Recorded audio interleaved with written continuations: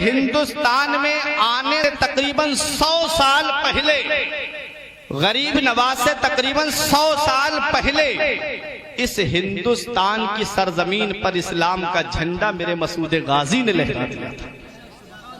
اب تو بولو مچل کے سبحان اللہ، سبحان اللہ۔ میں نے پوری تاریخ بتا دی تاکہ آپ کے ذہن میں یہ ہو سکتا ہے کہ بھائی پتہ نہیں انہوں نے رجمن بالغیب بات نہ بول دی ہو، اندازے سے نہ بول دی ہو، تخمینے سے نہ بول دی ہو۔ سنو، 132 سال پہلے پیدا ہوئے غریب نواز سے، غوث اعظم سے 65 سال پہلے پیدا ہوئے۔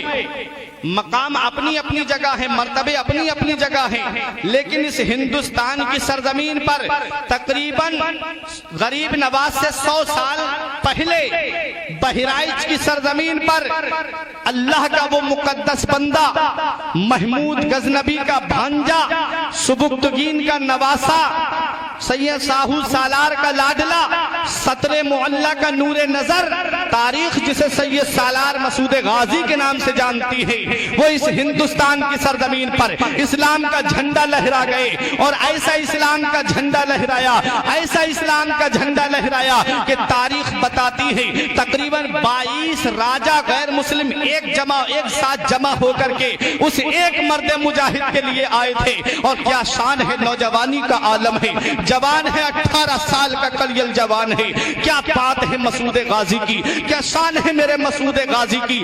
علی کا گھر بھی کیا گھر ہے کہ جس گھر کا ہر ایک بچہ، علی کا گھر بھی کیا گھر ہے کہ جس گھر کا ہر ایک بچہ جسے دیکھو وہی شیر خدا معلوم ہوتا ہے۔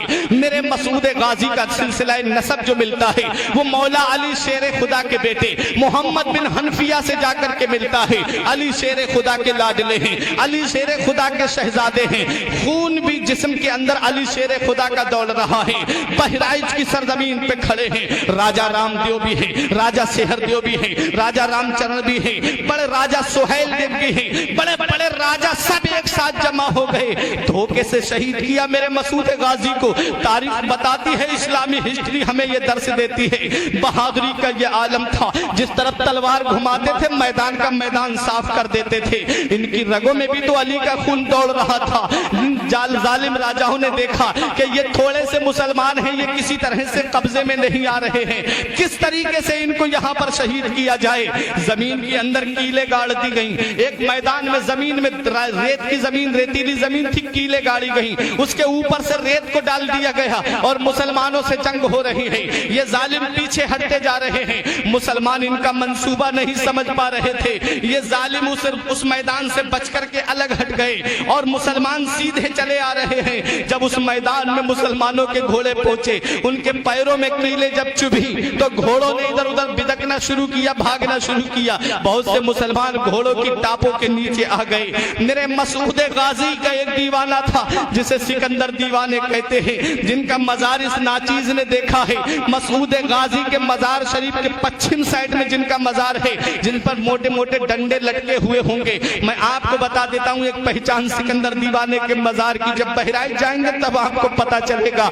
سکندر دیوانے نے مسعود غازی رضی اللہ تعالیٰ عنہ کے ساتھ میں ہے، راجہ سہیل دیو پہاڑ کی آڑ لیتا ہوا آیا اور سید سالار مسعود غازی کو دھوکے سے ایک ایسا تیر مارتا ہے جو آپ کی پیشانی پہ لگتا ہے اور آپ گھوڑے سے نیچے تشریف لے آتے ہیں۔ ایک روایت میں آیا کہ حلقوم پہ لگتا ہے اور آپ گھوڑے سے نیچے تشریف لے آتے ہیں۔ میرے مسعود غازی کے جسم پہ تیروں کے تیر بہت زیادہ تیر لگے ہوئے ہیں۔ آپ کے دیوانے سکندر دیوانے نے اپنے ہاتھوں پہ لے لیا میرے مسعود غازی کو، آنکھوں سے آنسو نکل رہے ہیں سکندر دیوانے کے۔